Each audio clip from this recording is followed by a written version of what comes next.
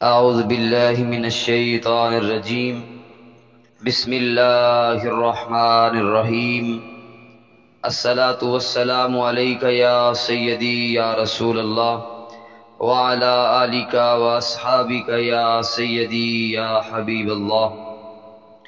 آج جو چیز آپ احباب کے سامنے رکھنے کا موقع مل رہا ہے وہ حضور نبی رحمت صلی اللہ علیہ وآلہ وسلم کا حضرت خدیجۃ الکبریٰ رضی اللہ تعالی عنہا سے نکاح کا پاک واقعہ ہے۔ تو احباب ذی وقار، جب نبی کریم رؤوف الرحیم صلی اللہ علیہ وآلہ وسلم کی عمر مبارک 25 سال کی ہوئی تو آپ کے صدق و امانت کا شہرہ دور دور تک پھیل چکا تھا، یہاں تک کہ زبان خلق نے آپ کو امین کا لقب دے دیا۔ یہ دیکھ کر حضرت خدیجہ نے، جو ایک معزز مالدار خاتون تھیں، آپ کے پاس پیغام بھیجا کہ آپ میرا مال تجارت لے کر شام کو جائیں، جو معاوضہ میں اوروں کو دیتی ہوں آپ کو اس کا دگنا دوں گی۔ نبی رحمت صلی اللہ علیہ وآلہ وسلم نے قبول فرمایا اور مال تجارت لے کر شام کو روانہ ہوئے۔ حضرت خدیجہ کا غلام میسرہ آپ کے ساتھ تھا، جو آپ کی خدمت کرتا تھا اور آپ کی ضروریات کا متکفل تھا۔ جب آپ شام میں پہنچے تو بازار بصرہ میں ایک راہب نستورہ نام کی خانقاہ کے نزدیک اترے۔ وہ راہب میسرہ کی طرف آیا اور اسے جانتا تھا۔ اے میسرہ، یہ کون ہے جو اس درخت کے نیچے اترا ہے؟ میسرہ نے کہا، اہل حرم میں سے قریش سے ہے۔ راہب کہتا ہے کہ سوائے نبی کے اس درخت کے نیچے کبھی کوئی نہیں اترا۔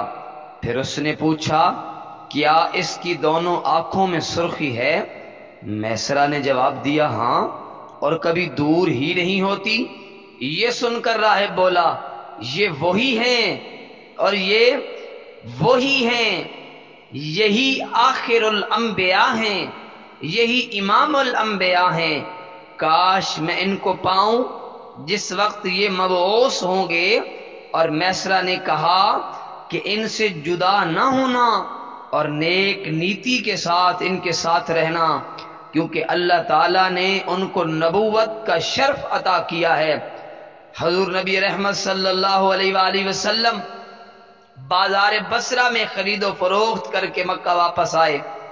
جب حضرت خدیجہ نے، جو عورتوں کے درمیان ایک بالا خانے میں موجود تھی، آپ کو آتے ہوئے دیکھا تو 2 فرشتے آپ کے سر مبارک پر دھوپ سے سایہ کیے ہوئے تھے۔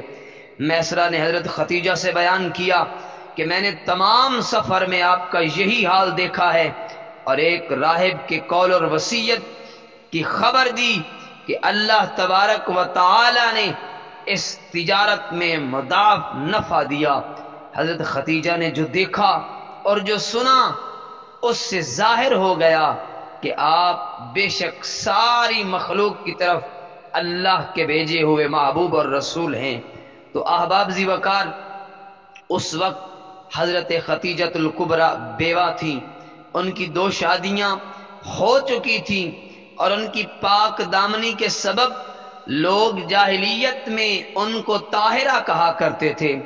ان کا سلسلہ نسب 5ویں پشت میں میرے محبوب کریم رؤوف الرحیم صلی اللہ علیہ وآلہ وسلم کے خاندان پاک سے ملتا ہے۔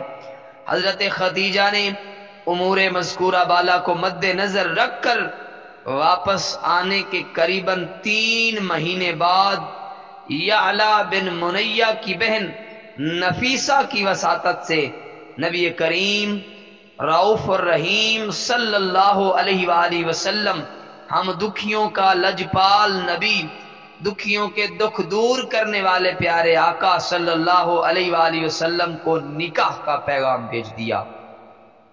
آپ نے اس درخواست کی خبر اپنے چچاؤں کو دی، انہوں نے قبول کیا۔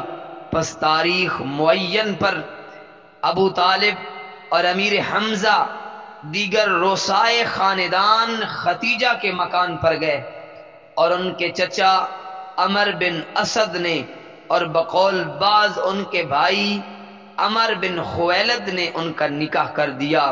شادی کے وقت ان کی عمر 40 سال کی تھی۔ ابو طالب نے نکاح کا خطبہ پڑھا اور 500 درہم مہر قرار پایا۔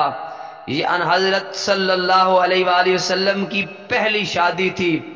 حضرت خدیجہ کے انتقال کے بعد نبی کریم رؤوف الرحیم صلی اللہ علیہ وآلہ وسلم نے چند شادیاں اور کی۔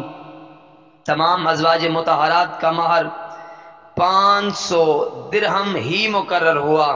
ان حضرت صلی اللہ علیہ وسلم کی تمام اولاد حضرت خدیجہ الکبریٰ ہی کے بطن پاک سے ہوئی۔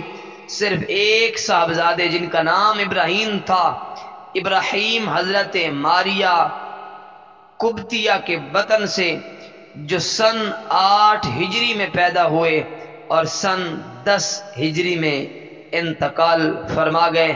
یہ تھی داستان میرے محبوب مکرم صلی اللہ علیہ وآلہ وسلم کے پاک نکاح کی۔ اللہ تبارک و تعالی ہم سب کے حال پہ نبی کریم رؤوف الرحیم صلی اللہ علیہ وآلہ وسلم کے طفیل رحم و کرم فرمائے۔ آمین وآخر دعوانا ان الحمد للہ رب العالمین۔